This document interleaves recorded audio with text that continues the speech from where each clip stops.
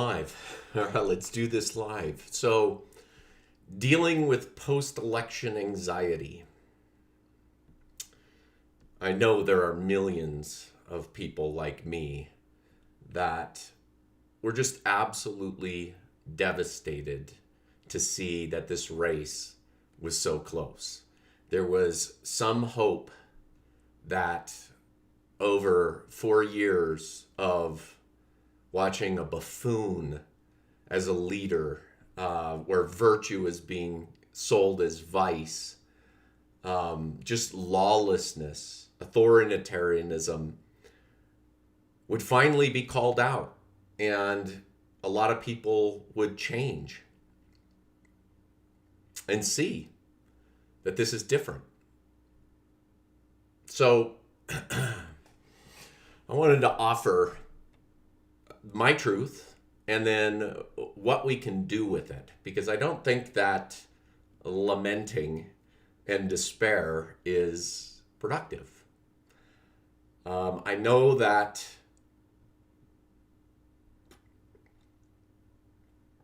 my soul was injured on election night as I watched state after state turn red, and it's just despair.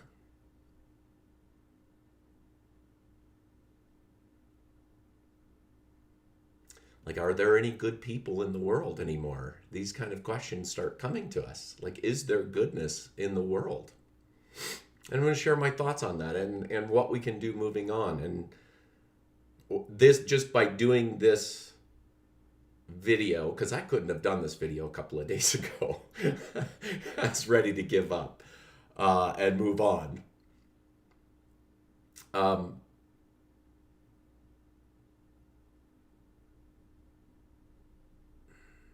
This is tough.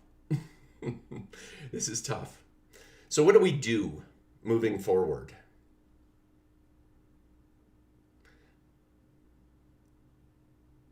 So the biggest question is, and I know it's probably the biggest question for a lot of people, is how do good people make the decision to follow somebody so unbelievably horrible, with horrible ideas, with greed, with like Hitler had a vision for Germany. And this is a weird thing. I actually took a class in college that was completely on Hitler. There was no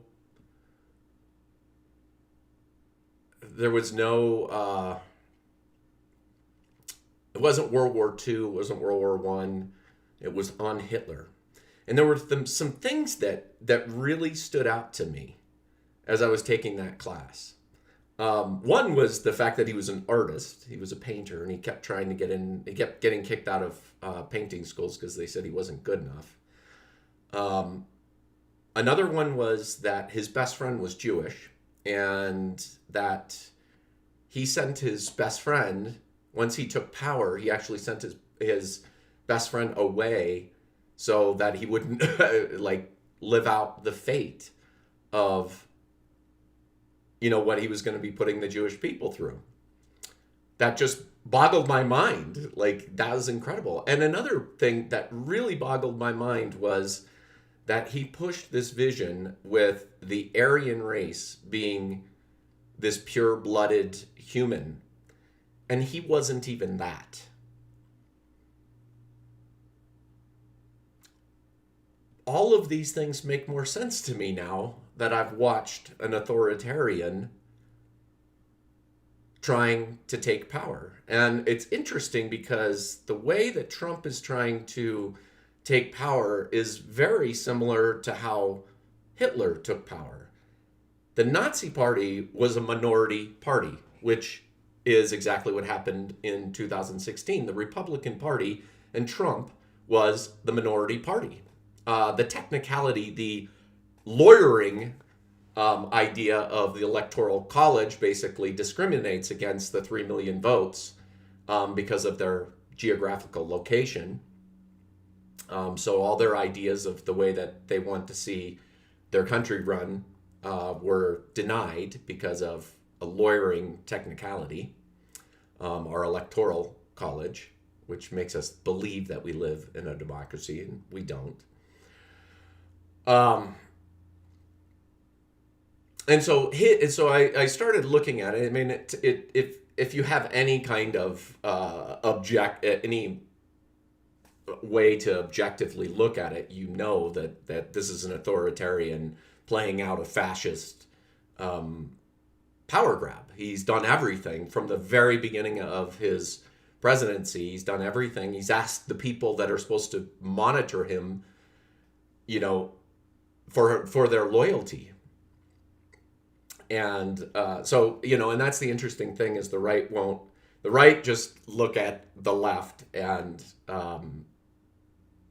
just, they created this straw man that everybody just wants to be a socialist, which is not true, but they have put us into that position. So I promise you, I'm going to go through some of the tough stuff, and then I'll get to the parts of like, what can we do with this? Where's the hope? How do we make good with this? So what kind of authoritarian, first of all, are we dealing with Trump? He is, because of the way that he's power grabbing, he's taking power, seemed very much like in line with Hitler. But Hitler had a vision for Germany, and he wasn't even part of that vision. So he actually had an altruistic perspective, meaning that he was willing to give like his whole self, because he wasn't even an Aryan, but he had this idea that would be the best human race. And I'm not saying this is good. I'm not making a value judgment on this. I'm simply trying to put together like what kind of authoritarian are we dealing with. And he's much more Kim Jong-un than he is Hitler. And even to the people on the right, you can imagine with the way that he speaks that he could destroy this country, literally just take us and make us into North Korea. And he could stand up and easily say into a camera that it is the greatest nation on earth and that he is the best leader that ever lived. And if you can't imagine him saying that, then you haven't been paying attention and you are really under the boat. So what's going on? Well, first of all, hate is loving it. So there are just people on the right and Republicans that just love this time. And they love power. They don't have conscience. They aren't virtuous. They are more in line with the Hitler kind of perspective that there is something, that whatever they are is better than what we are. And those people are just going to exist. They're just going to be part of whatever society that you live in and amongst. Those people, and they've just gotten this amazing time where they can come out into broad daylight. And, they say things like taking the Confederate flag, which was a symbol of greed, and trying to make this symbol into a symbol of some kind of pride. It's gaslighting. And and it makes me, understand why Germany made the swastika illegal, is because of this bullshit that can happen. And all this is, guys, is people trying to make us believe that the green tree that we can see with our own eyes is actually purple. It's gaslighting. It's making us believe and follow along in a story. And so you ask yourself, well, wait a second, Jim. There's people in my inner circle. I have friends and I have family who follow this guy. And I'm going to speak to that because I have those people too. And I'll just be straight with you and tell you I've had conversations with most of them, and their motivation is greed. There is now enough support within that party that is legitimized that they can come out and they can speak in broad daylight without being shamed, without being outcasted. There's enough Trump signs out to where their vice can be displayed in full view. But nonetheless, it's greed. So how do I handle it? Like, that's the thing, is that people get to choose how they go through this life. We all were dropped off on this speck of dust floating in infinite space without an owner's manual. There is no right way to live. The argument should always be, what's the best way to live?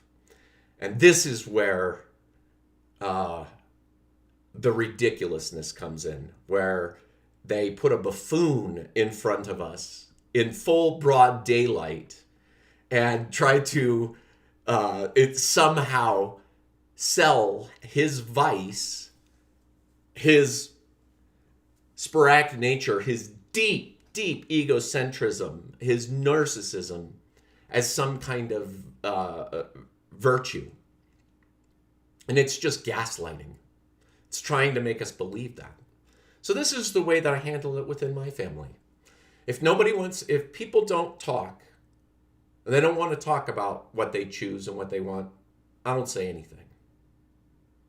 And maybe I have, to be honest, because I'm human, and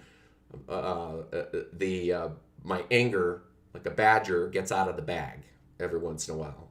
So I'm not claiming perfect immunity from not starting shit. But this is what I'm telling you as a general outline, is basically the way that I look at it is that you can live by greed. You can live. You get to choose. Just don't try to sell your bullshit as potpourri to me. So what does that mean? That if I see somebody talking about things, I'm going to speak up. And I'm going to tell them exactly what I know and what I come to find out. And basically, the message is constantly, and this is where no Trump supporter has ever had an actual discussion with me, because they can't have a discussion around morality. They make us explain what morality is. They make us explain, how he is immoral, instead of, like, with their own eyes coming out and saying, yeah, he is a shitball. They come out and they deflect and say Biden is this, or this person is this. Anybody that goes against whatever it is, they go against it. This is how it works. This is how, like, guys, that's one thing that we know now in America. If you are paying attention, you know, you have the example straight in front of you every day about how vice is being sold as virtue. They are selling this buffoon at the top of the list here as having some kind of universal morality, when he hasn't lived or portrayed any kind of morality at all. The thing that he has done is he has won the minds of his supporters by agreeing with their enemies and making them his enemies. That's how he won their minds. And then just persistently keeping the bullshit flowing. That's all he does, is just keep the bullshit flowing, and then you've got just this big, huge word salad that his supporters then can base their reasoning on why they keep supporting him. So he doesn't say anything. That's probably the most difficult thing for somebody like me, is that he says shit. He says nothing of substance. But I can recollect in my mind, and I can know when I'm trying to bullshit myself. And that's what's happening with Trump supporters.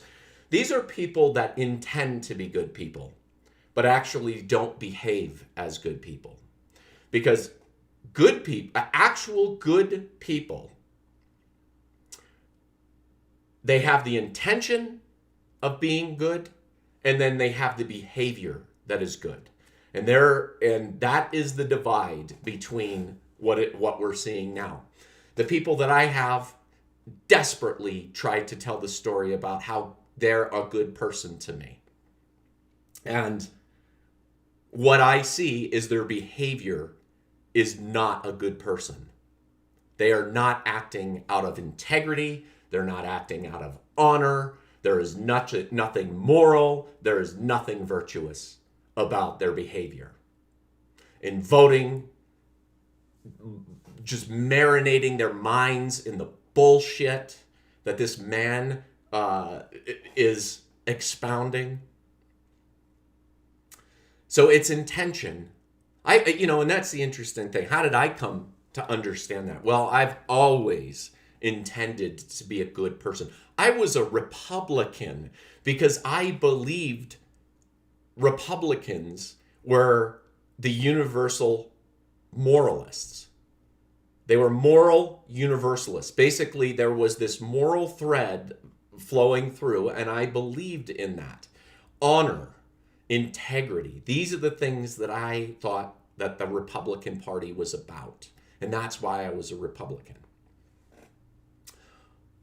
That Republican Party is not even close. I mean, I can barely remember being that way. But I can tell you that the Republican Party that I was a part of is not like the Republican Party today. Wow. I mean, it's just strikingly different. But the thing that I came to understand about myself and wake up from was I've always wanted and intended to be a good person. It was fucking humiliating when I came to understand that my behavior was not in alignment with my belief in being a good person. That I was unconsciously doing destruction to my relationships, voting for the wrong people, for the wrong ideas, that I thought I intended it to be a good outcome, but it was, I had to wake up and be hit by the humble stick so fucking hard and humiliated by it to understand and become conscious of that divide between intent and behavior. And that's the interesting thing in America is people don't want to look. They want to intend to be a good person, but they don't want the work to actually be a good person, because it takes humility. It takes being ridiculed, being willing to be humiliated in order to be an honorable person of integrity, to stand up for what you believe in the most beautiful way. And that's a big divide that we don't have in our country, is that I have the people in my circle, they intend to be good people. And I listen to their stories and how they bullshit themselves to make themselves believe that their behavior is in alignment with their benevolent intent. And it's just not true. And they don't want to acknowledge it or come to terms with it.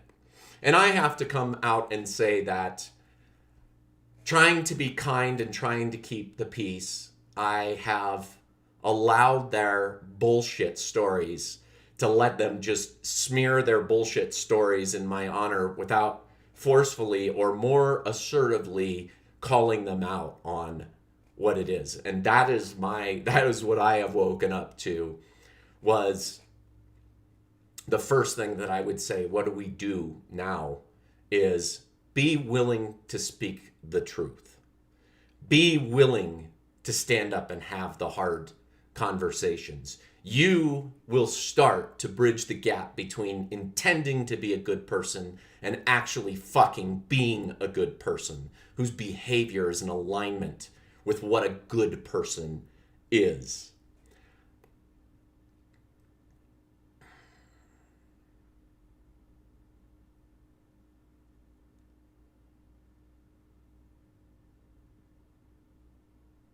Number 2 is educate yourself. That's what I see. I have such hope in the millennial and the Gen Z generations, because what I see is they sniff and they can smell the bullshit that the boomers and my generation have been trying to sell off as potpourri. And they're starting to see it. They're starting to feel it too. The economic crunch of, living in a world where they're forced to go get a college degree. A teacher goes out and spends $50,000 fucking dollars to go to college and to make $45,000 a year, and to struggle to make their loan payments to pay back that. They're feeling it from the weight. That's the first thing. But their conscience, I see their conscience, and there's statistics showing that this generation, the millennial generation, is starting to treat their kids with differently than the boomers did. That they are starting to revere spending time with them rather than having the father figure that goes out and basically has nothing to do with the family, except for their whole job is to go out and make a living so that their kids can do it. Millennials are actually like becoming parents, to where there are, like one of the things that has just makes my head fucking spin is when I hear a fucking millionaire justify spending all of their time at the office, and then they come out and, somebody wants to increase their taxes by 1 or 2 or 3 or even 10%, and they come out, I'm just trying to feed my family. Are you fucking kidding me? How do we allow this kind of bullshit to go unretracted, or unresponded to? How do we do that? How can somebody just come out and say that kind of bullshit and get away with that kind of egocentrism? So educate yourself. Find the words, because what I'm seeing so far is a lot of people have this anxiety, this despair of what they're seeing happening in the world. Become educated. What are you seeing? You are seeing the same thing. See, the guy who shot up the Aurora Theater, James Holmes, he is an admitted moral relativist. Okay? What is moral relativism? That's something you should study. You could watch interviews with him after the fact, where he talks about, how did he apply his moral relativism to allowing him to carry out the thing that he did. So moral relativism is basically that there is no strain of morals anywhere within humanity. That basically you get to choose, what you believe as moral. And so just apply the same principle to Trump. Does Trump is he a moral relativist, or is he a moral universalist? A moral universalist has lived with character, has lived virtuously, has lived by a set of morals. Look at the history of that man and come back to me and tell me that he has some set of of universal morals, that he's lived his life with any kind of character. He's a moral relativist. The only thing is he doesn't have the courage to come out and say it, even if he really even understands what that concept is. Because that, I mean, and I'm not saying that to like demean him. It probably is true. And a lot of people don't know it. I didn't know what moral relativism was until I went out and I learned about it. So learn about these things. Learn about what you're seeing. You're seeing a moral relativist preaching and selling his absence of virtue as virtue.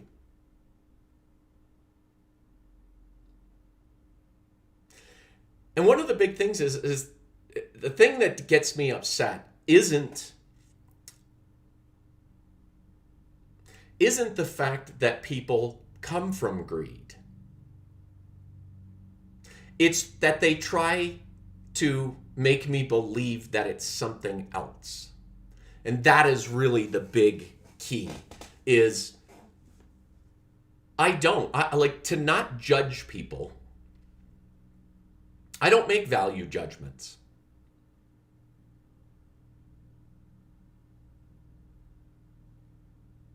Like the people who come out and are just open with their immorality or their, they don't claim to be moral people.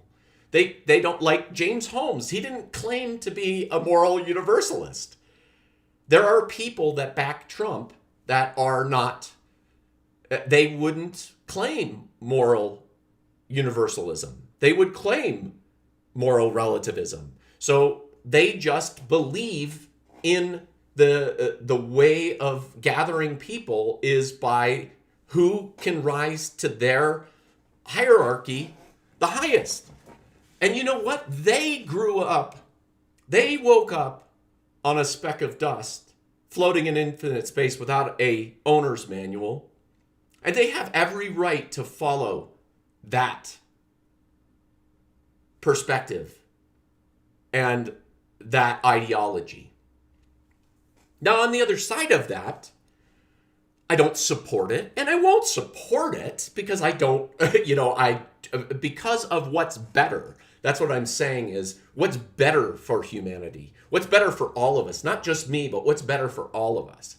And it's pretty well documented that having some kind of agreement on what kind of morality seems to be a thread that we can all get more out of life, that kindness is something better than simply pushing your way to the top of a hierarchy.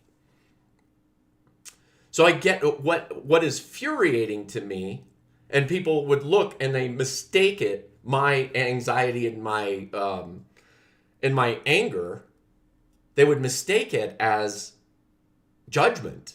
It's not judgment. It's stop fucking twisting shit. Don't try to convince me that the tree that I'm looking at that's clearly green, don't try to tell me that it's purple. That's what gaslighting is. That's what gets me.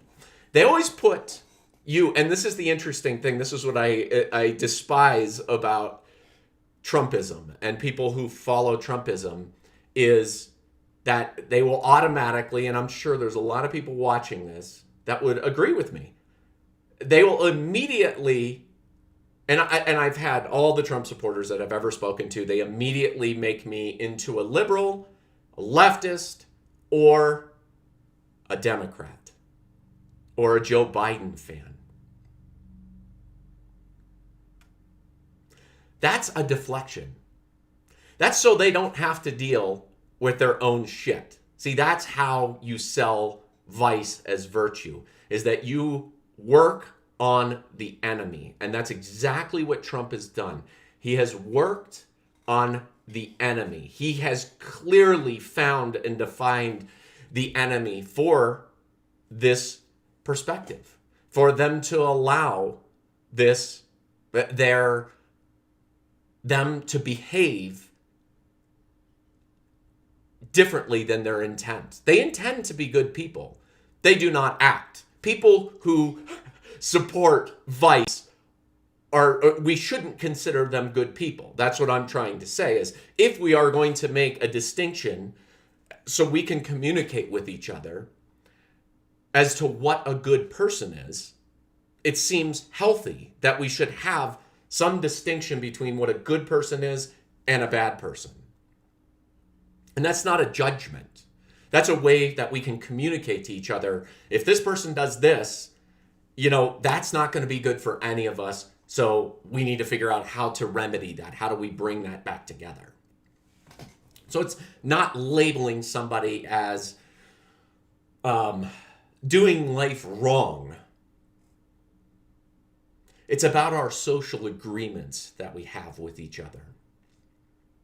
It's about our social agreements that we have with each other.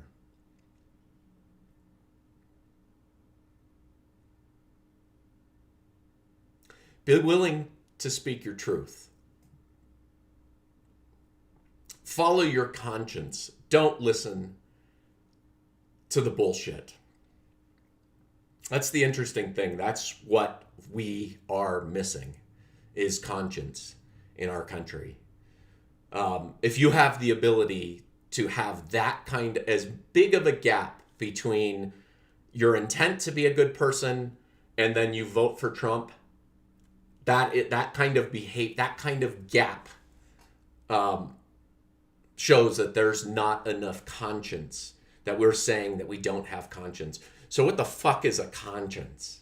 Here's my anecdote from what a conscience is. When I look back at my conditioning of being a child, and so we look at, nature versus nurture. How was I raised? And how should I be according to how I was raised?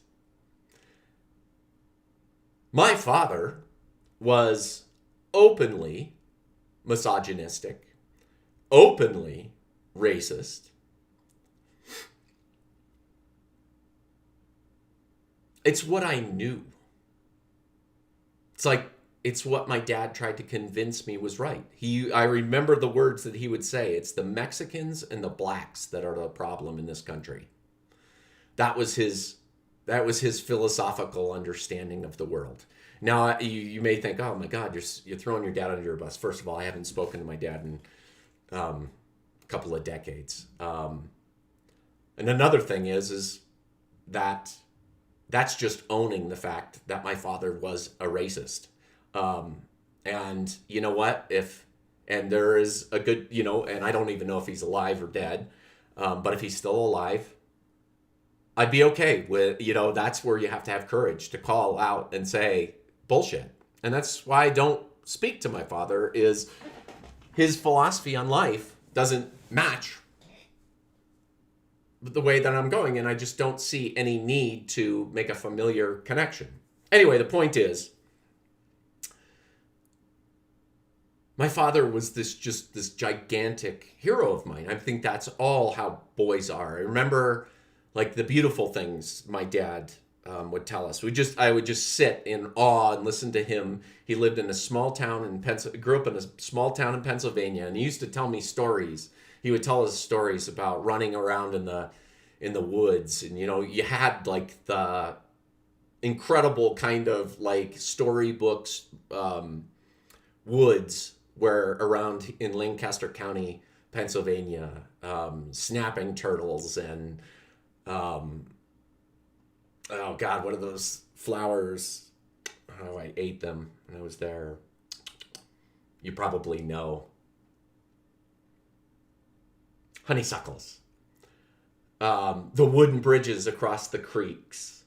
And he would tell us these adventure stories. There was a story about once he was running around and he ending up on top of a dam, and there was a flash flood, And he just got mesmerized by the water coming down the creek towards him.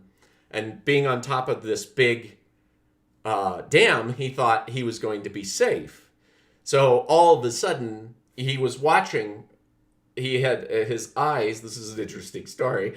He had his eyes out into the horizon where the water was coming at him. So he didn't notice the motion that was also coming at him at the same time, which was all of the insects, especially spiders, that were outrunning the water. And so by the time he noticed that movement, they were crawling up him. And so that just gives you an idea of like, that's your nurturing. Those were the stories he used to teach me. That's where like he fed that deep masculine sense of adventure, of being Daniel Boone and taking on the world from that masculine archetype. But and I don't remember about what age, I didn't have much contact with him. I think it was 11 when he disowned us children. So think before I'm 11 years old, and I clearly remember my father saying, just kind of my father talked a lot. And just one of the things that came out of his mouth was, the Mexicans and the blacks are really the problem with this country. And I just, at that young age, was like, I didn't hear much different. Other than the fact that, there were things in the world that were, I found that I was connected to, where morality was like honor, integrity. These things were impacted in my life. But I just remember going, no, that isn't right. Like, I didn't know. I didn't have Mexican friends. I went to a Catholic school. I didn't have black friends. So I really didn't understand that world. But yet there was something inside of me that called bullshit to this father figure that was standing above me, basically, that I was in awe of, saying this stuff. And I had this inner sense that said, no, that doesn't seem right.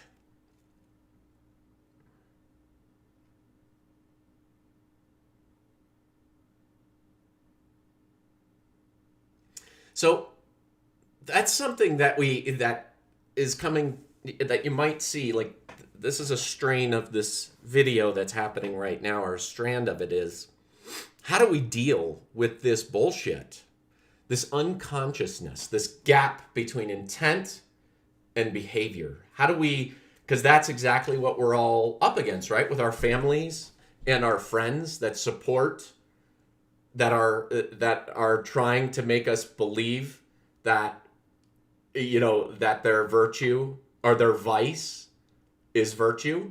They're trying to convince us that that their tree that we're looking at is purple. Because that's what's happening with most of the people, at least that I'm around. I'm not, I have like one person in my family that I've spoken to, and I understand that like their decision making in politics has nothing to do with compassion. And so to that person, I still would vote against that, but at least they have the ability to come out and express that their idea of compassion is like just this small circle that they live in. They have compassion for this small circle, but anything outside of that fact, the people that they don't know, they have no compassion for. And if they don't have it, then their politics line up. And that's the thing, is people who don't have that kind of compassion, and they don't believe in compassion, their politics line up perfectly with Trump. Complete moral relativism. And you can't blame them for wanting to vote that way. I mean, he's like the poster child. He's like the perfect poster child for egocentrism or narcissism. and it's a perfect outlet. So how would you so the first thing I want to talk about is like, how would I deal with that person? Well, first of all, I show kindness. And the conversation, I won't initiate conversation with that particular person because I know they've already expressed to me their understanding of compassion. And until they tell me something different, that's how I see them. So I won't try to persuade them. But if they want to have a conversation with me, then the conversation will be around how does not having compassion for those people, how does that make your life better? Is the question I would have for that person.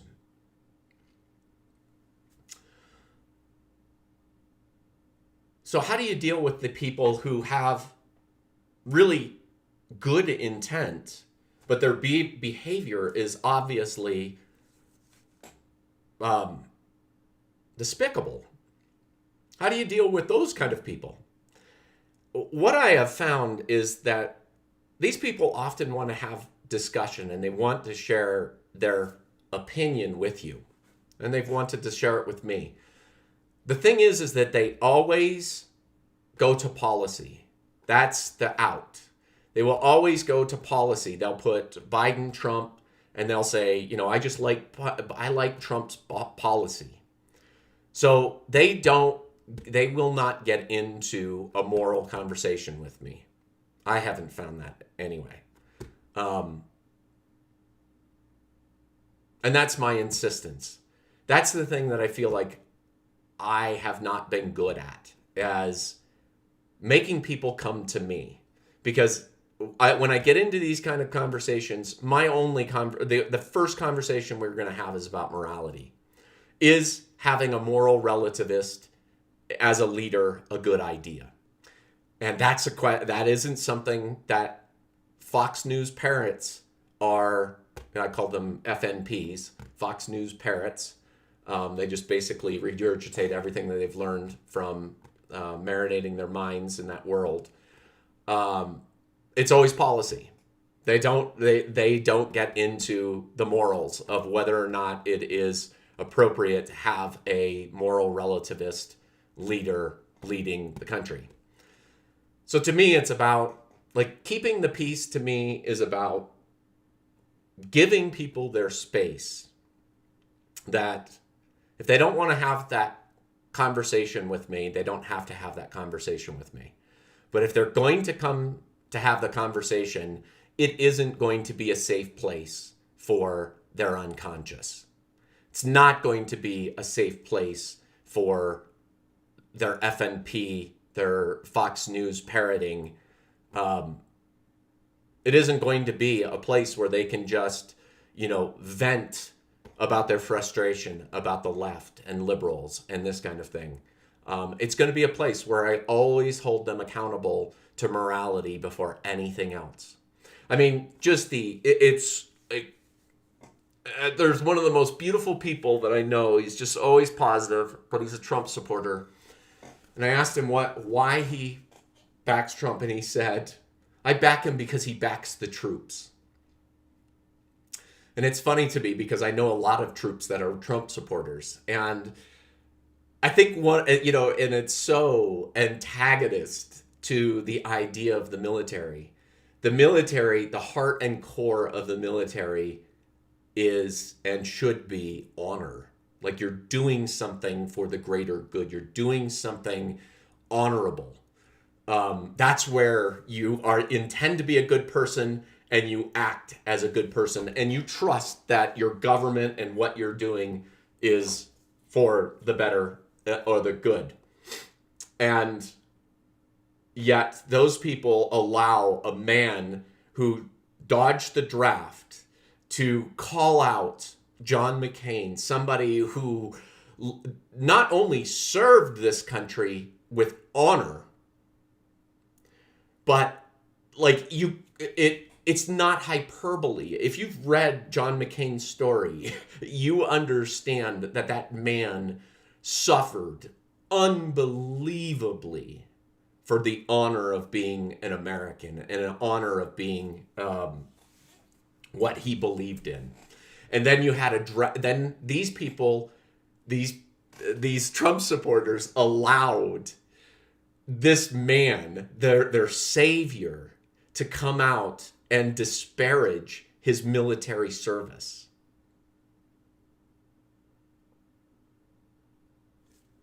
Intent of being a good person and acting as a good person. Trump supporters are not acting as good people. They're acting as moral relativists.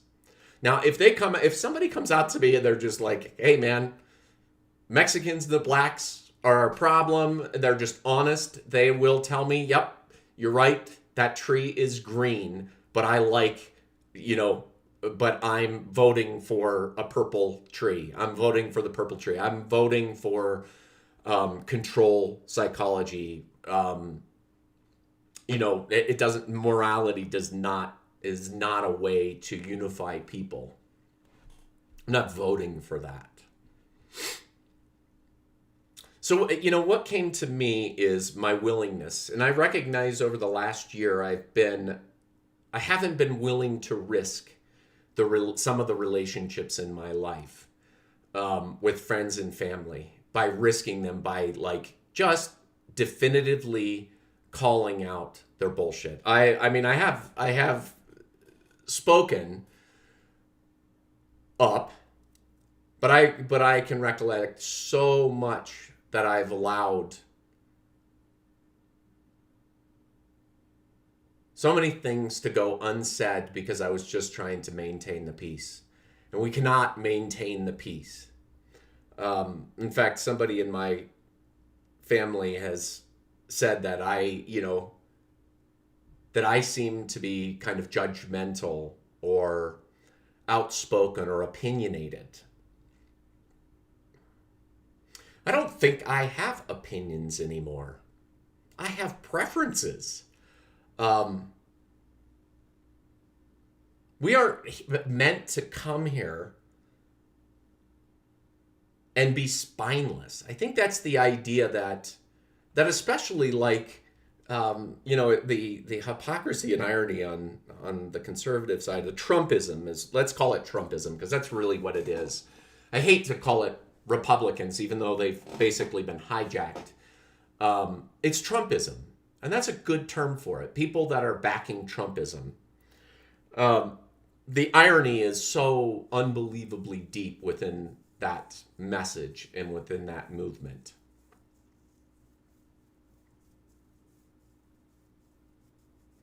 So it's a willingness to speak up and say, no, if you're voting that way, you're voting out of greed. You're voting, and then it's more like, and then the other part is then to explain to me how, without using, here's the biggest thing. Without, here's a great philosophical question that Emily liked the other day that she threw at me. She said, describe time without using the word time. And I related that to describe Trump without describing Trump's enemies. See if a Trump supporter can talk about why they back Trump without mentioning his enemies. What does he stand for? Balanced budget, reduce the deficit. These are, I love these kind of things. These are some of the things that people have come out and said. That's kind of republicanism, though, is to come out and say that whenever a Democrat's involved, then the deficit becomes the world, the life-ending world enemy. But when Republicans are in office, I haven't heard anything about it. I haven't heard anything about the deficit from Republicans in this.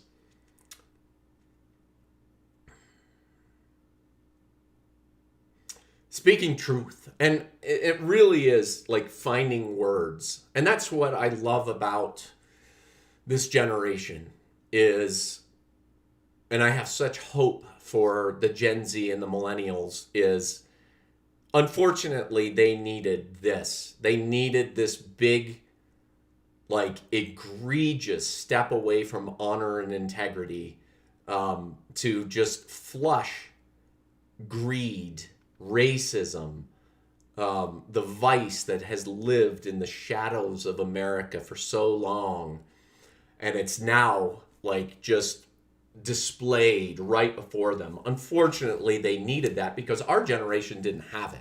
Like, you had a good economy, you could just go, oh, I'm a Democrat, Republican, really doesn't matter. It's just one or the other. We didn't, it wasn't really, it didn't become such a huge thing and critical to our union until these last few elections.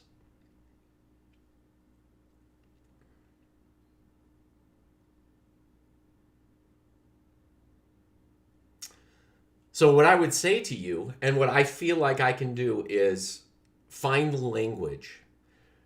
Get language for the behavior that you're seeing, because there's not a lot of good language out there that's being seen. See, people come to me and they say, they just dismiss me because I say big words. Well, I figured out that you have to know big words in order to understand behavior, to be able to describe behavior that's happening. If you can't describe it, then it feels untethered. It doesn't feel right. Like, you can't go, like, I know a lot of people know that Trump is a moral relativist. They know he's amoral, that he doesn't, and he has no character whatsoever. He's never had any history of proving having any kind of character itself. Do you know what there's a word for that feeling that you're feeling inside? It's called moral relativism. It basically means that he didn't have to live by any standard of morals in this country in order to become famous, to become rich and wealthy. He didn't have to, he was able to go by basically just pretending he is something that he's not. He pretends he's a Christian, but yet a Christian will just say, that is a Trumpist, will just say, well, he says he's a Christian, and I just have to take his word for it. It's like, yes, that's what you do with the wolf in sheep's clothing. That's how you handle that. Find out what the word is. It's moral relativism. He doesn't have any morals. He lives by his own set of morals. And he's worked it so well. He's pretended to be moral. He has changed his political stance over time. He's changed his political stance on abortion. He does it because he knows where he can win. As long as Trump comes out on top, he will switch. He has no integrity. There's no thread of integrity that goes. See, these are the words, these are the understandings that you can have, so you can talk about these things. And talk about virtues, because those are the things you feel. That's what a conscience points you to, is I'm making this decision, but I feel shitty doing it. Well, if you're doing it and you feel shitty, then maybe it's not virtuous. That's how you know it's a virtue. But we can pretend. We can live. That's the interesting thing. And that you can watch. If Trump has a conscience, and this is something that we don't know. We've studied it at nauseum, that can people be born without a conscience? Can they be born? You look at the serial killers. You look at somebody like Trump. Yes, but he's just, he is killing people. Literally, he is killing people in broad daylight, and nobody questions him. But then that same person that allows that behavior to go on without saying anything would go and watch a thing about Bundy, and he just, that person's despicable. Well, are they different? James Holmes was it admitted, he avowed, he came out and said that he is a moral relativist, that basically, that he said that, he was asked, like, what about all the people and all the pain that you've inflicted? And he said, well, that's their problem. They don't need to look at it that way. They can look at it my way. Well, you are looking at an immoral relativist out in broad daylight, he just is not calling himself a moral relativist. James Holmes at least is honest about his moral relativism. The thing is that people can live amorally in our country. Obviously, they can live without morals, and then they can get people who say they are moral, they say they're moral, but then their behavior is not moral, is not in the thread of morality. And again, James Holmes has his beliefs. And we have this little saying that we say we should all respect everybody's beliefs. Do you respect James Holmes' beliefs? James Holmes believed in moral relativism. He believed that there is no universal thread of morality. Do you think that we should respect that kind of belief? Well, if you don't think that we should respect James Holmes's idea of morality, because from the point of view of a moral relativist, James Holmes, his behavior is fine. And our country says, no, you can't do that. Like, we do not allow that to happen. And so he's going to spend the rest of his life, and he was willing to take the consequences. He knew it. He knew his life the rest of his life would be spent behind bars, and he's still, this mission that he had to kill, he wanted to kill at least 3 people to be successful, which he did it. And he was willing, the consequence was, in our country, it was saying, you're not allowed to do that. Well, you have a moral relativist. If you think he's moral, I've always been welcome to have that conversation with any Trump supporter. I can't have that conversation. Not one Trump supporter will have a moral conversation with me. No one. It's always deflect away from it. So I am saying, if you believe him to be a universal moralist, have that discussion with me, and I will have it with you, no problem. I'll have it with you in private. I'll have it with you in public. We'll talk about whether or not, and then you can spread out the evidence showing his not his intent or what he says he's going to do, but what is his fucking behavior that he has done and proven. What is his character shown over his life? Is it a moral life? Is it a universal moral life? Is it? That's the interesting thing, is when intent to be a good person and the behavior of a good person, when there's a gap between those two, and this requires courage. To be intent and to actually act takes courage, because you have to be willing to be humiliated. You have to be willing to be humble in order to be a good person. It's a requirement in order to be a good person. Again, I'm defining a good person as somebody that follows conscience, somebody that follows in some way some kind of virtue that leads to some kind of universal morality that we can all communicate with each other on.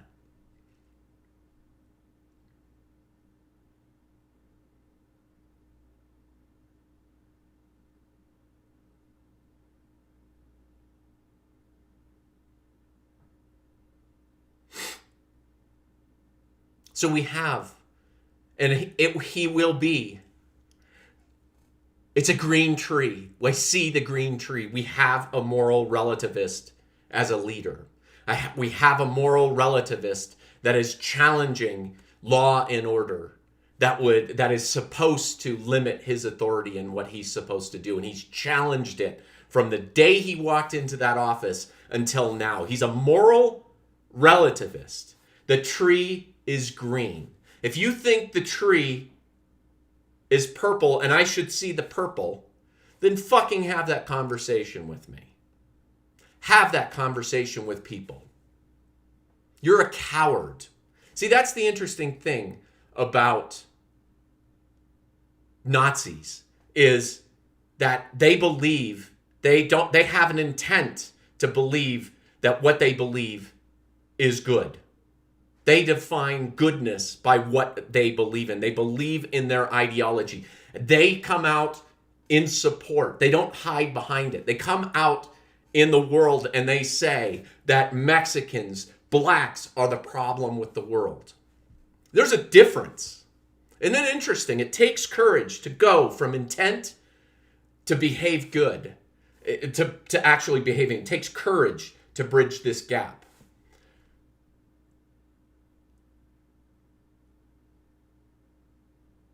I don't know. There's something refreshing about an ideology that is willing to just come out of the shadows and not act and pretend to be something that they're not.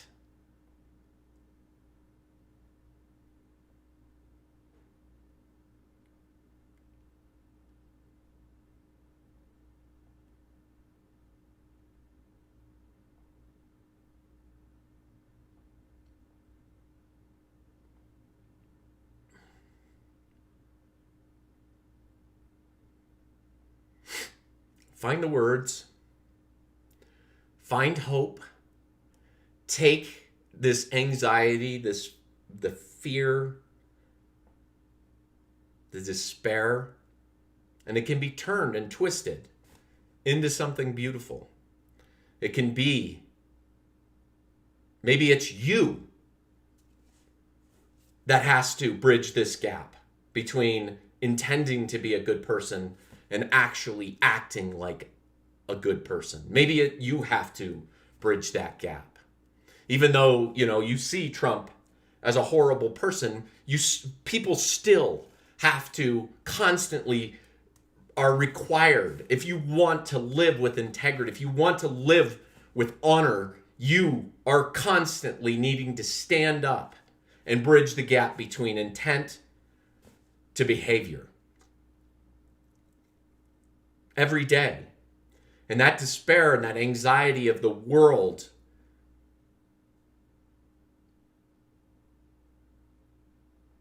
allowing vice to be sold as virtue. That can be a fire. Have that fire. Take that fire and fucking be willing to speak the truth. And it's not just about speaking the truth to the outside world. You have to be willing to tell the truth about yourself. You have to be willing to be humiliated, to be humbled by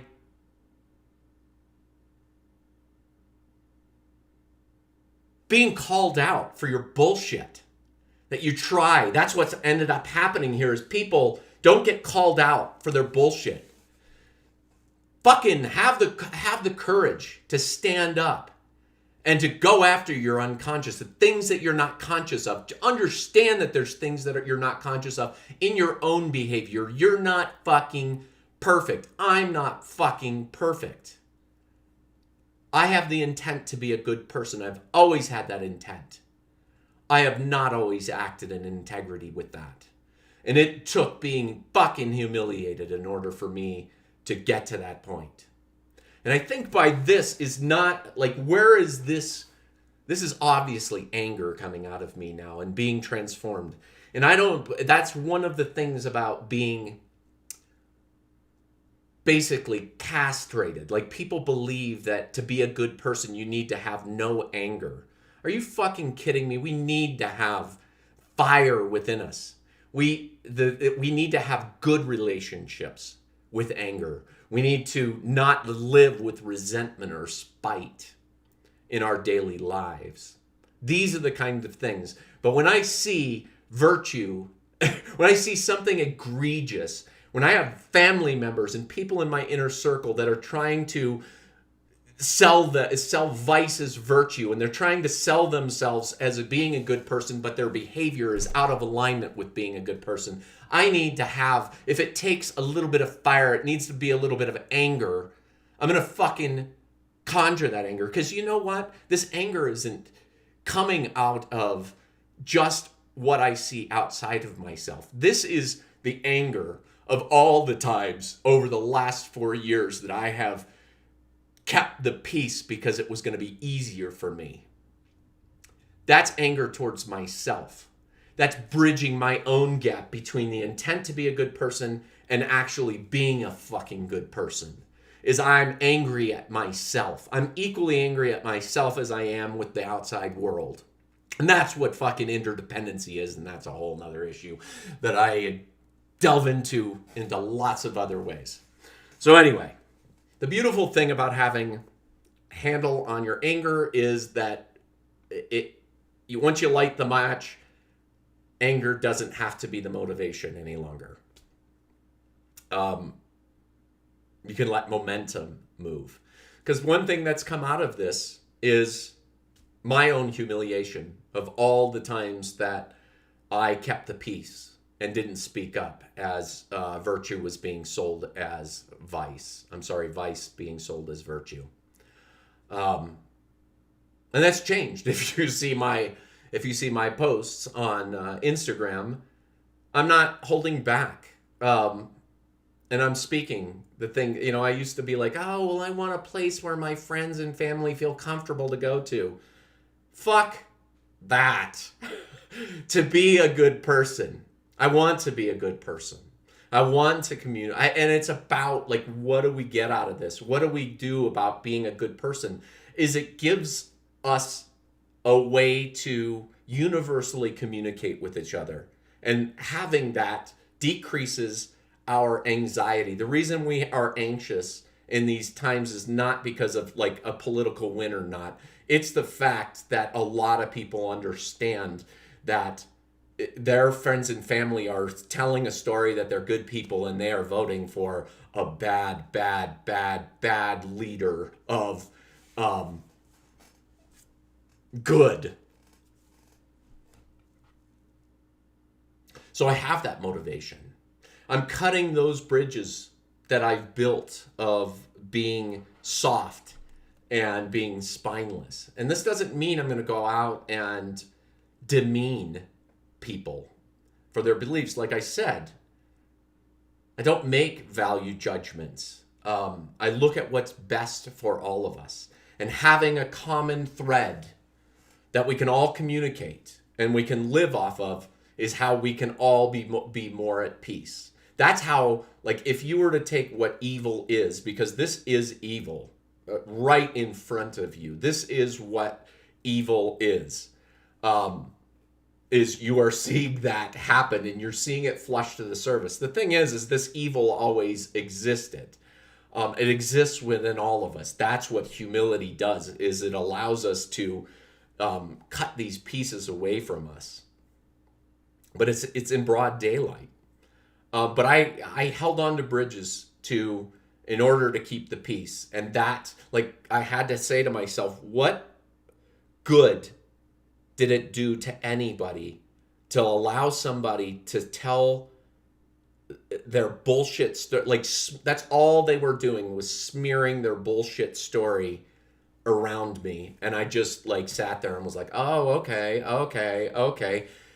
How is that offering anything to the world? How is that offering anything to that person? We don't have to be mean to people. Be educated when you have the chance, when somebody wants to have a serious discussion, because that's the interesting thing, is that, even Fox News parrots, FNPs, want to talk. They want to spread what they've marinated their minds in for a long time. They have these opinions and they're acting out, not wearing masks. They're acting out whenever they can. They hold Trump signs and they will express their opinions like this. But at some time, they're going to want to bring it up at Christmas. They're going to want to bring up at the holidays. And to be educated and say, if you want to tell this story, we're going to start with morality.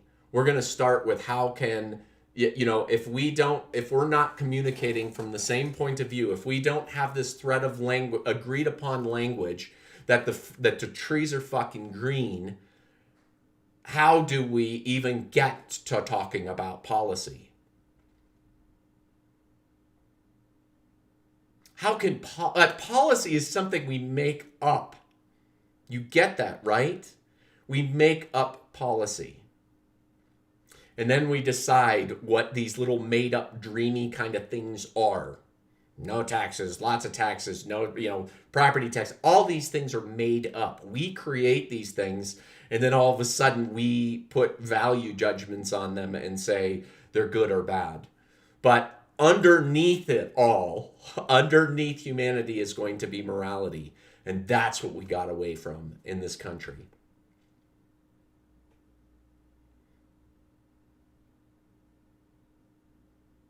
They literally have hijacked our flag. I've seen so many American flags with a Trump flag underneath it. They've hijacked the meaning of the flag, which used to be honor, which used to be integrity, which used to stand for something good. And now it's standing for deconstruction. It's standing for nationalism, fascism,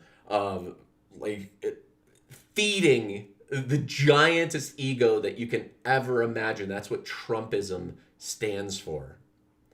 Yeah, I'm not going to be putting up an American flag in front of my house with the symbolism that, if republicanism, I'm sorry, that was a mistake. I am sorry.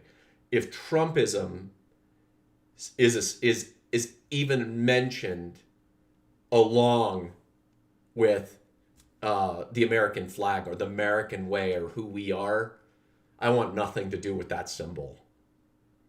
That symbol, that the American flag used to mean to me honor. I honored veterans who went out. I believed that we were doing good when we were there. People were fighting again in wars. I always believed that. Trumpism is not beautiful. Trumpism is vice. Trumpism is not honor. Trumpism is not integrity. Trumpism is greed. Trumpism is Wild West, shadow masculine. It's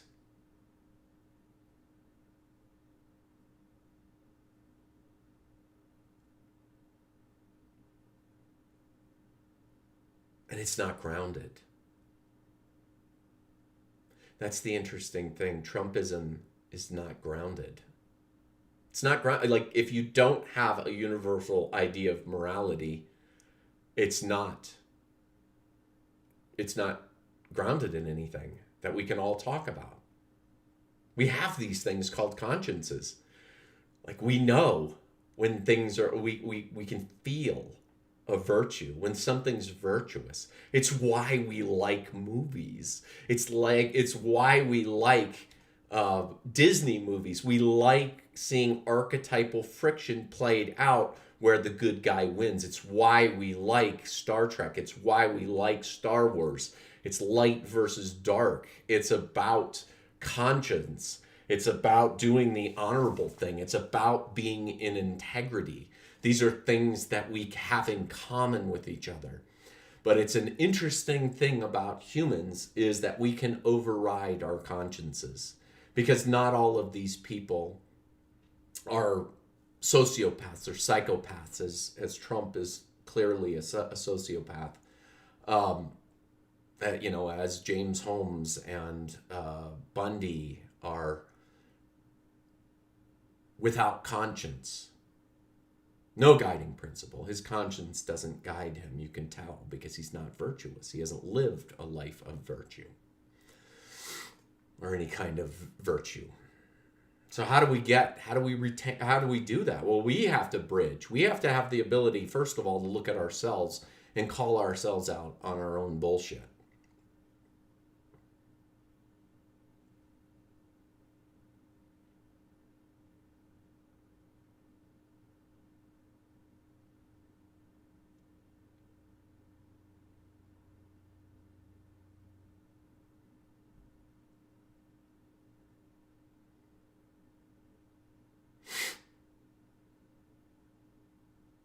The hope is in the fire. The hope is in the fire from my belly. The hope is in the fire from my belly to see truth being brought. And whatever voice I have, whatever impact I have on the world, there's the hope. Is the fire in my belly to speak the truth. Not only the truth to the lies that are spoken outside of me, but also the willingness for and the fire and the determination to find and root out the lies that I like to tell myself inside. That's where hope resides. There is hope too, because the Democratic Party is not the beacon that, because that's basically what Trumpism is saying, is that if you aren't a Trumper, then you're a Democrat. And that's bullshit.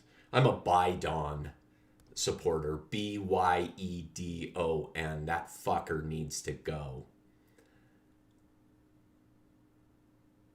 The Democratic Party in the last election was caught red-handed being slimy and slithery and despicable, and right in broad daylight, like this despicable human being has been for the last 4 or 5 years, right in front of us. The Democratic Party. The only thing about the Democratic Party that is hopeful, I will say, is if there's a mutiny.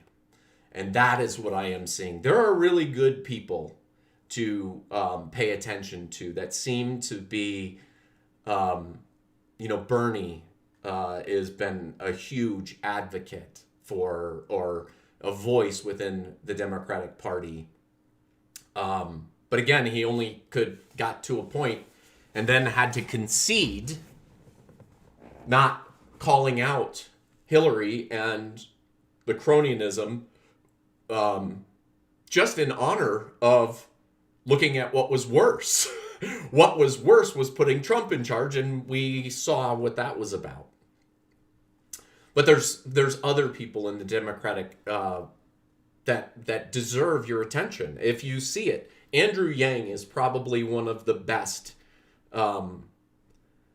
people that I've seen that is. Well, what I love about him is he's not trying to, destroy capitalism, turn us into a socialist country. He's taking, trying to find all the best ideas, because that's the interesting thing, is this polarization between having to have this argument that capitalism is the best thing in the world or it's the worst thing in the world. Socialism's the best thing in the world or the worst thing in the world. It's a fucking stupid conversation, and it's so limited. And that's what I love about somebody like Andrew Yang, is he's coming out and he's saying, this is what's beautiful about capitalism. It motivates people to become entrepreneurs, to innovate, to bring these big, beautiful things to the world. But then also looking at how capitalism has the ability to bring greed to the surface that we're seeing right now, just brilliantly. And it's probably the reason why socialism is becoming so popular amongst young people. And that's the interesting thing, is how Trumpism is actually cutting off their nose to spite their face, is that by taking such a hardline view of capitalism being this brilliant and amazing thing, and trying to flush all of socialism down the drain, is not a good plan, because that basically you're creating a young crowd who just believes that capitalism is the root of all evil. And by seeing what they're seeing, and they're feeling their consciences being pulled in that direction, somebody like Andrew Yang will show you how we can intermix different things and different ideas. We can have we can bring a democratic society with that voting, the different kind of voting thing, to where it doesn't create this divisiveness among us people.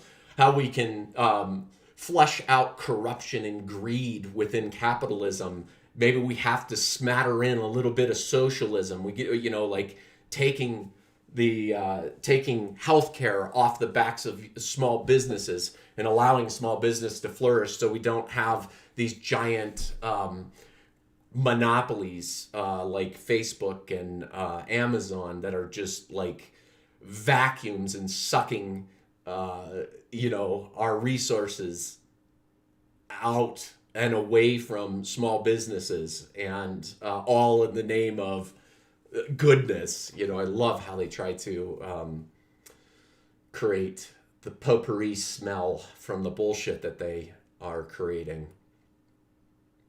So there are good people. Buttigieg is another one. AOC. Oh, God, I love that woman. And the only thing I like about her, my favorite thing is that she has just made misogynistic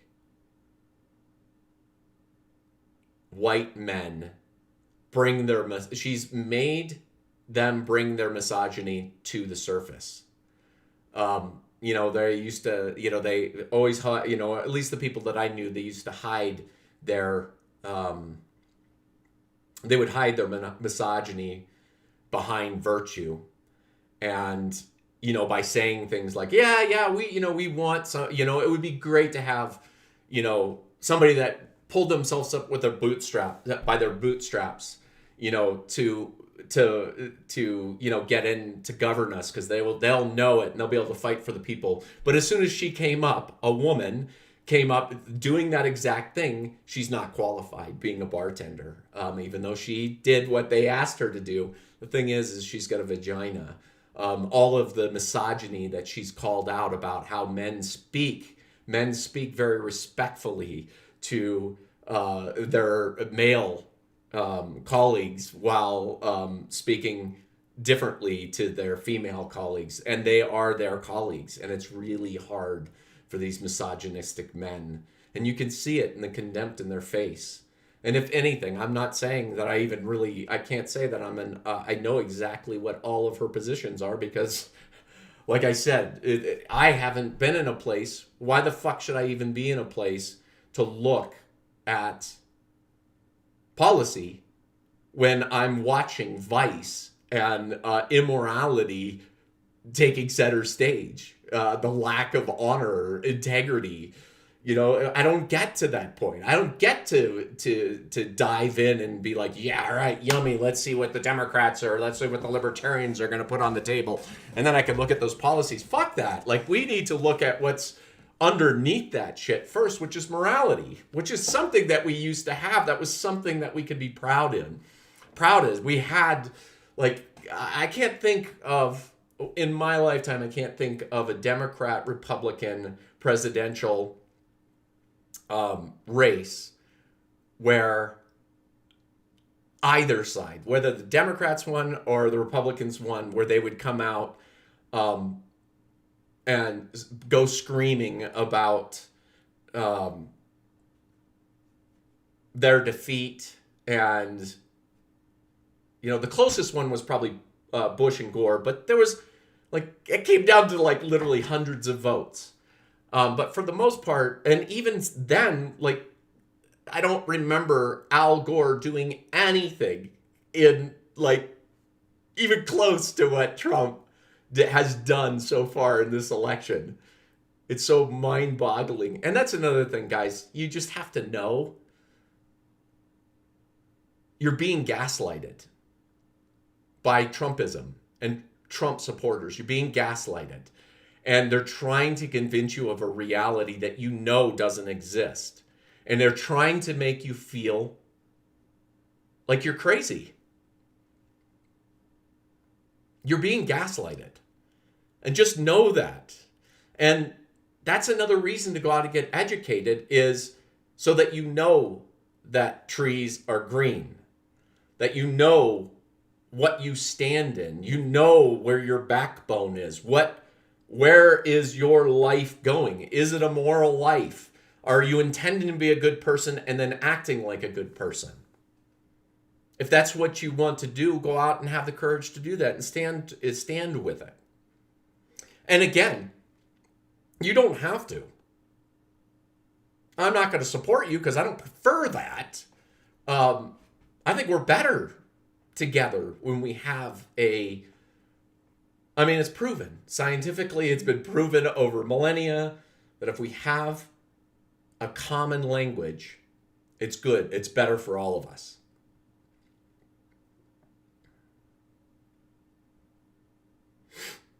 I feel better. Just had to get that despair, that anxiety. And I hope, and I'm rooting for you, if you feel the despair, I'm rooting for you to turn it. Turn it into something positive. Turn it into truth-telling. Turn it into learning more about the world. Learning more about like where you stand morally. How you can put things together.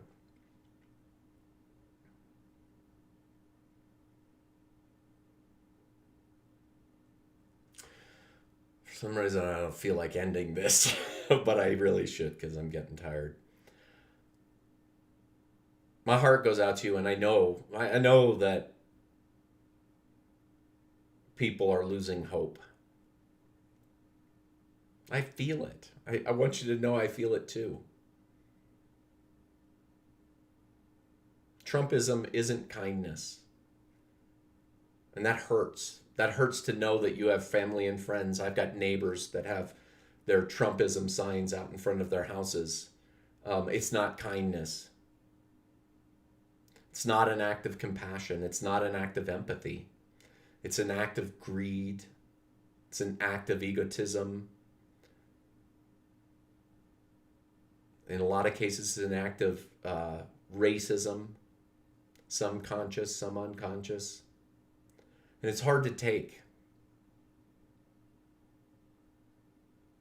It's hard to take. But it's also a way, when you see that, when you see the pus that's risen to the surface, and you have to be truthful with yourself, that you have family and friends and you have neighbors. They're not acting. They're acting out of their own self-interest.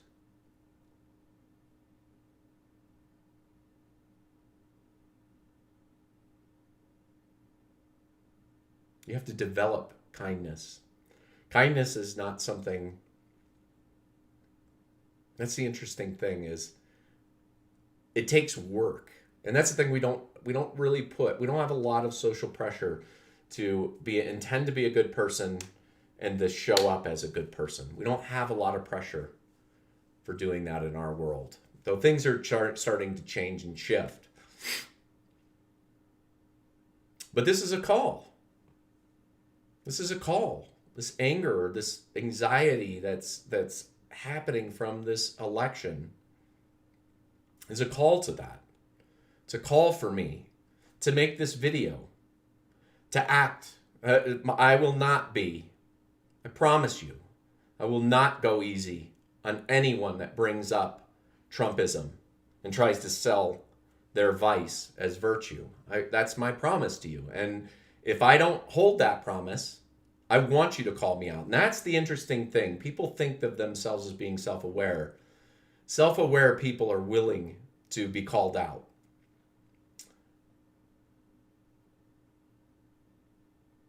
That's what humility is. That's the beauty of humility. That's how you become kind. You can act nice. We can act nice. My neighbors act nice.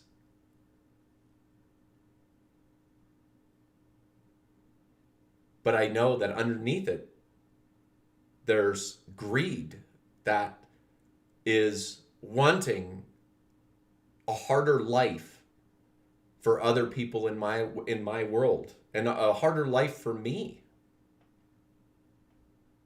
That's not kindness. That's cowardice. It's an act of trying to find a way to act out to feel safe. is that if you can make yourself better than other people, that makes you feel better about yourself. It can explain why this straw man that has been created from Trumpism, the straw man being liberals, lefts, Democrats. It's all just a straw man that they've created as this enemy that they've given. That everybody that whitewashes, anybody that I've ever spoken to, they cannot allow me to be something other than their straw man. Because if I'm not their straw man, then their reality doesn't make sense. So they need me to be. They need to tell that story. They need to make me into something other than something that I am in order for me to have that be the case. Find it. Find the courage. I hope you do.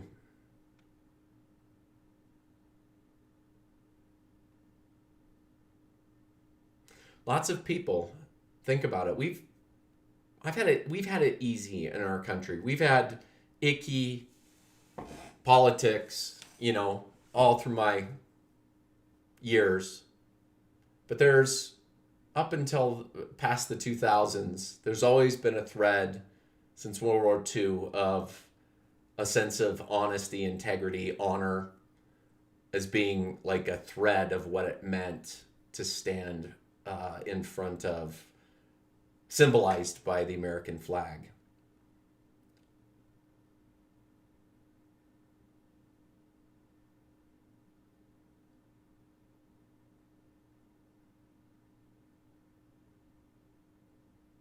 A lot of other countries have had, think of the people in North Korea,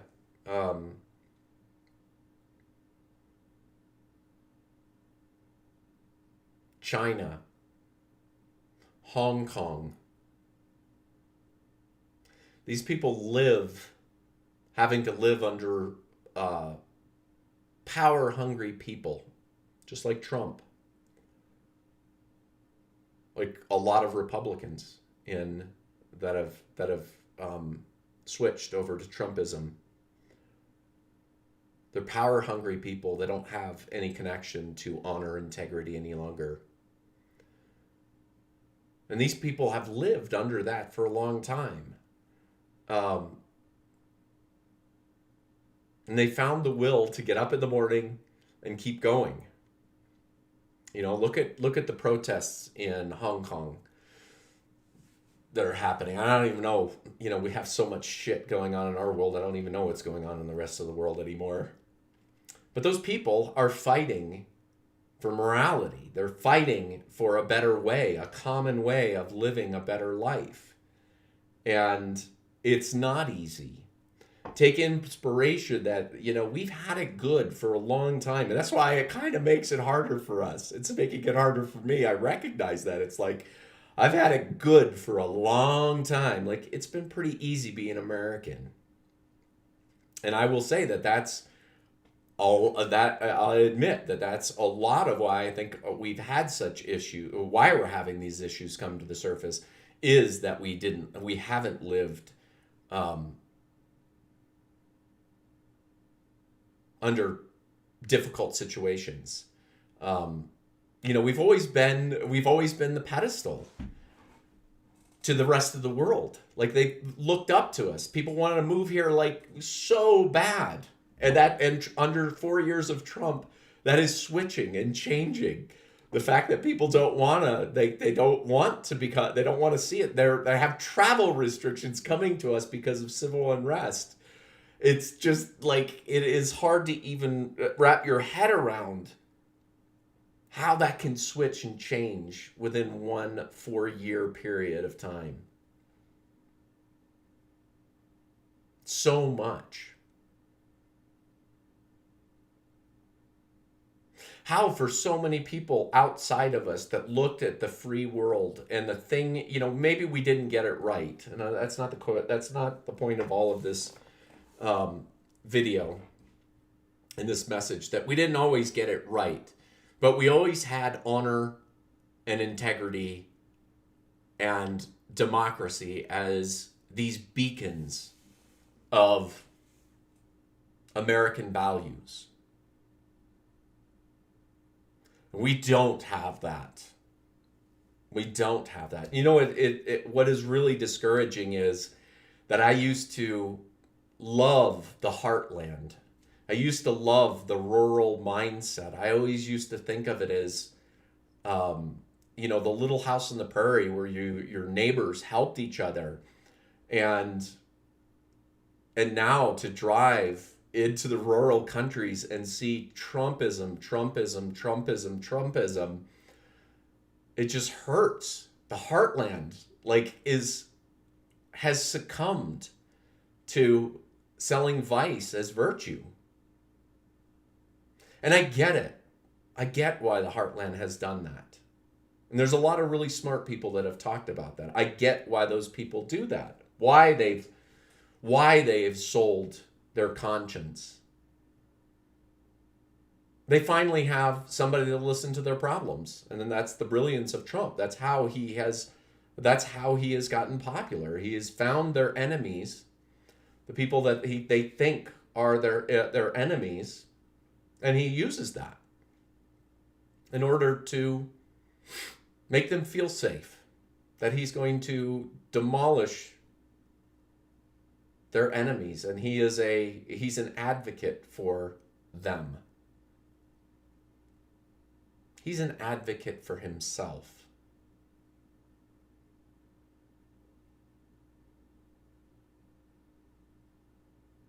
I don't think of it as the heartland anymore. There's not heart in Trumpism. It's the mindland now. And what is my responsibility? I can look at it and say, what is my responsibility in that? How did I vote? How did I look at it? How did I not listen and pay attention when those folks were saying the things that they needed and what they needed? How they needed to be represented.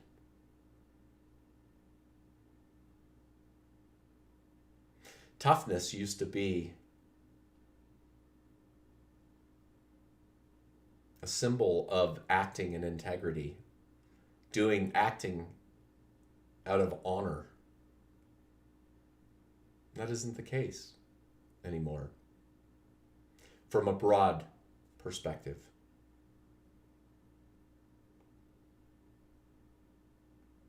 The only thing I can do, educate myself, stay open-minded, take my anxiety, turn it into something useful, which is more self-awareness, more out-awareness, speaking my voice into the world as much as I can, making these kind of videos. If you don't think I just called out a bunch of people that are living, and they will never watch these kind of things because they don't, they're not trying to figure themselves out. They're trying to figure out how to be safe. They're trying to figure out how to keep what they've got. And some of them are trying to keep more of what they've got.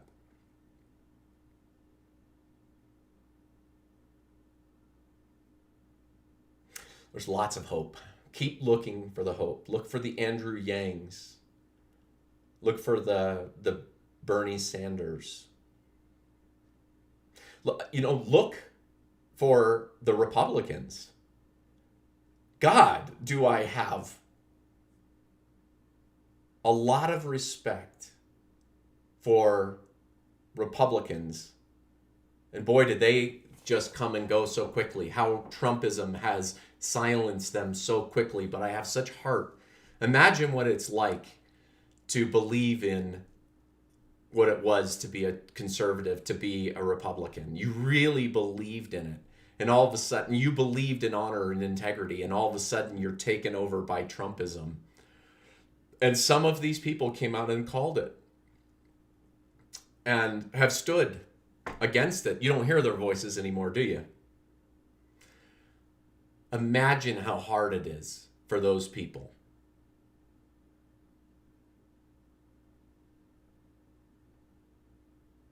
we can sit and look at the cowardice in the Republican Party because there's a lot of it. A lot of it.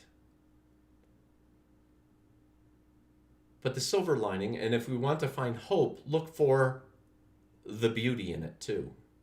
A lot of people have come out, and Republicans, and said they're voting openly, they're voting for Biden. And those people aren't voting for Biden, they're voting by dawn.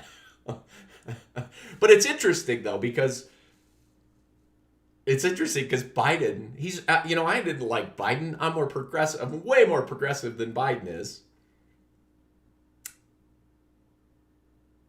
But it's interesting to have him be portrayed as something like he is so towards center to even into conservatism. To have him cast out as this horrible socialist is just like mind-bogglingly stupid. But the nice thing about, one thing that I liked about the fact that he was chosen, which I didn't like at first. I was like, I want the greatest thing in the world. Like Andrew Yang just took my heart away, and my mind. He has both, and that's what I love about Andrew Yang. He's heart and mind. He's the complete package. I think, you look at somebody like Bernie. Bernie's got the heart. But I don't know. I never saw him with the creativity and the mind of how to come up with ideas. But I recognize, after we got started that like Biden's an easy vote for any Republican with a conscience. Still believes in integrity and honor.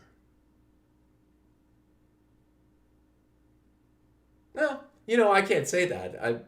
There are Republicans, Trumpists, who think they believe in that because they twist everything around to make what they believe into an honorable. That's the interesting thing. That's how you are able to sell vice as virtue. They believe themselves to be good people. They just don't act it. But look for those people. Look for those people because their voices have been just been silenced by Trumpism. It's the game. He is doing such a good job. If you look at him from an authoritarian's power grab, how you do it, he's brilliant.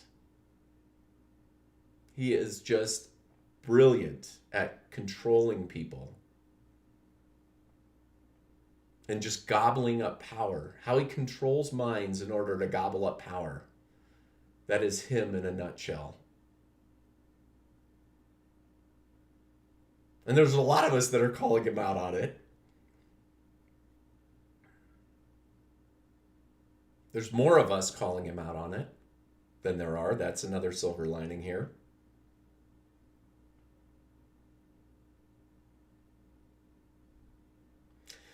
Anyway, I don't live in an echo chamber.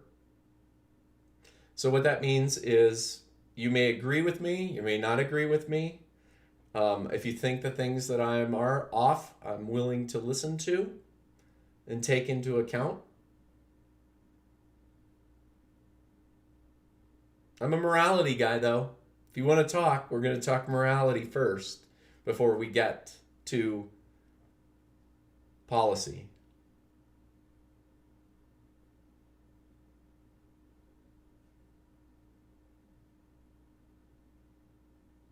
This is a tough time.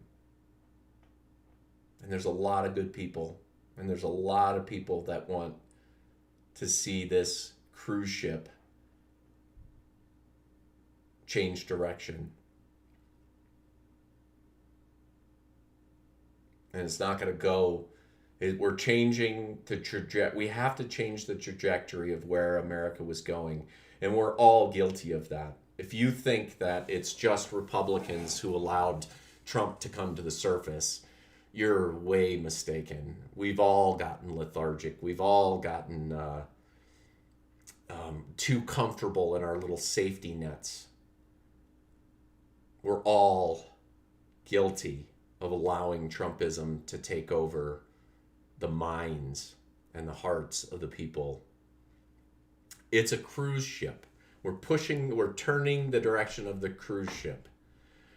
We didn't do it in this election. We did not push and turn we didn't make all of a sudden us into an honorable place to be and to live.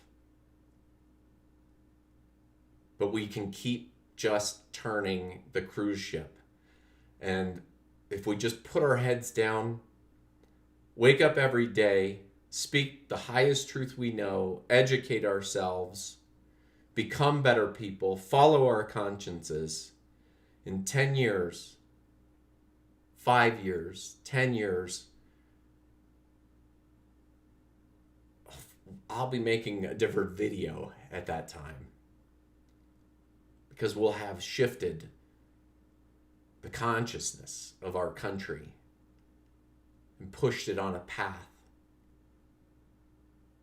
towards something more beautiful, something more where we're not hypocrites in believing that we live in a country where every man is equal, when we have an election system that said in the last election that 3 million votes didn't count. Their voices didn't count because of their geographical location. We've been run by a minority party for years, and hopefully that will stop. We got to find some traction, find hope, and keep moving forward. Bless you.